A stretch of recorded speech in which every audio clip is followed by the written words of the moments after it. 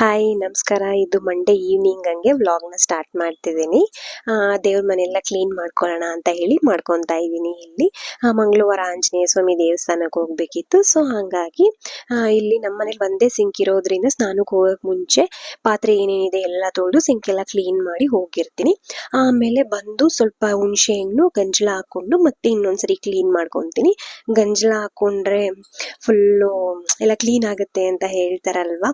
ಏನೇ ಸೂತ್ಕಗಳು ಆ ಥರ ಎಲ್ಲ ಇದ್ದಾಗ ನಾವು ಗಂಜಲ ಹಾಕೊಂಡೆ ಅಲ್ವಾ ಕ್ಲೀನ್ ಮಾಡೋದು.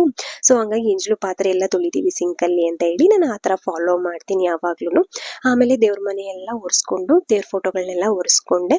ನಾನು ಒಂದು 15 ಡೇಸ್ಗೆ ಒಂದ್ಸಾರಿ ಈ ಥರ ಮಾಡ್ಕೊತೀನಿ. ವಾರ ವಾರ ಏನು ಮಾಡಕ್ ಹೋಗಲ್ಲ.